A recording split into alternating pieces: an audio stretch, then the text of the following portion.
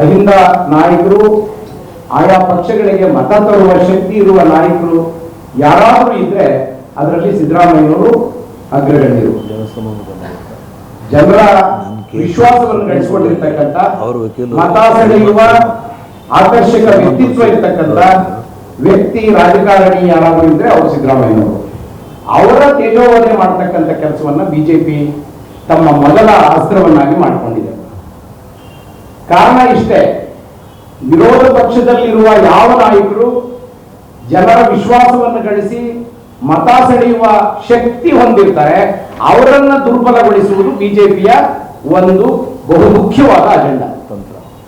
ಆ ತಂತ್ರಗಾರಿಕೆಯನ್ನ ನಮ್ಮ ಮೇಲೆ ಕರ್ನಾಟಕದ ಕಾಂಗ್ರೆಸ್ ಪಕ್ಷದ ರಾಜಕಾರಣಿ ಮತ್ತು ನಮ್ಮ ಸರ್ಕಾರದ ಮುಖ್ಯಸ್ಥರಾಗಿರುವ ಸಿದ್ದರಾಮಯ್ಯನವರ ಮೇಲೆ ಈಗ ಪ್ರಯೋಗವನ್ನು ಮಾಡ್ತಾ ಇದ್ದಾರೆ.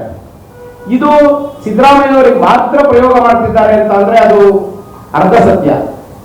ಯಾರ್ಯಾರ ವಿರೋಧ ಪಕ್ಷದಲ್ಲಿ ಈ ರೀತಿಯ ನಾಯಕತ್ವ ಹೊಂದಿದ್ದಾರೆ ಅವ್ರ ಮೇಲೆಲ್ಲ ಮಾಡ್ತಿದ್ದಾರೆ.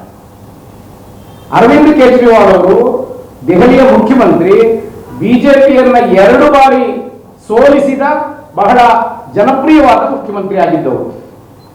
ಅವರು ಯಾವ ಪೋರ್ಟ್ಫೋಲಿಯೋನು ಇಟ್ಕೊಳ್ಳದೆ ಇದ್ರೂ ಕೂಡ ಲಿಕ್ಕರ್ ಪಾಲಿಸಿಯಲ್ಲಿ ಮದ್ಯದ ತೀರ್ಮಾನ ಕೈಗೊಳ್ಳುವಾಗ ಇವರು ಭಾಗಿಯಾಗಿದ್ದಾರೆ ಅನ್ನೋ ಸುಳ್ಳು ಆರೋಪವನ್ನು ಮಾಡಿ ಅವರನ್ನು ಜೈಲಿನಲ್ಲಿ ಇಟ್ಟಿದ್ದಾರೆ. ಹಾಗೆ ಹಿಮಂತ್ ಸೊರೇನ್ ಅನ್ನೋ ಒಬ್ಬ ಟ್ರೈಬಲ್ ನಾಯಕನನ್ನ ಜೈಲಿನಲ್ಲಿ ಇಟ್ಟಿದ್ರು ಚುನಾವಣಾ ಸಮಯದಲ್ಲಿ. ಆಮೇಲೆ ಅವರು ಬಿಡುಗಡೆ ಆಗಿದ್ದಾರೆ. ಈಗ ಸಿದ್ದರಾಮಯ್ಯನವರ ಮೇಲೆ ಅಂತಹದ್ದೇ ಪ್ರಯೋಗವನ್ನ ಮಾಡ್ತಾ ಇದ್ದಾರೆ ಬಿಜೆಪಿ. ಶರದ್ ಪವಾರ್ ಎನ್ಸಿಪಿ ಹೊಡೆದಿತ್ತು. ಎನ್ಸಿಪಿ ಹೊಡೆದು ಮಹಾರಾಷ್ಟ್ರದ ರಾಜಕಾರಣವನ್ನೇ ತಿರುಗುಮರುಗು ಮಾಡುವಂತ ಕೃತಕ ಪ್ರಯತ್ನವನ್ನು ಮಾಡಿದ್ರು. ಜನರು ಅವರಿಗೆ ಪಾರ್ಲಿಮೆಂಟ್ ಅಲ್ಲಿ ಬುದ್ಧಿ ಕಲಿಸಿದ್ದಾರೆ. ಈ ಮುಂದೆ ಬರುವ ಚುನಾವಣೆಯಲ್ಲೂ ಬುದ್ಧಿ ಕಲಿಸ್ತಾರೆ, ಅದರಲ್ಲಿ ಏನು ಅನುಮಾನ ಇಲ್ಲ.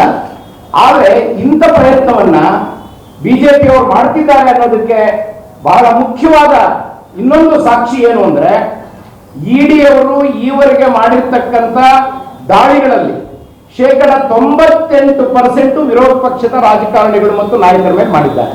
98%. ಇದು ಸರ್ಕಾರದ ಅಂಕಿಅಂಶ, ನಂದಲ್ಲ.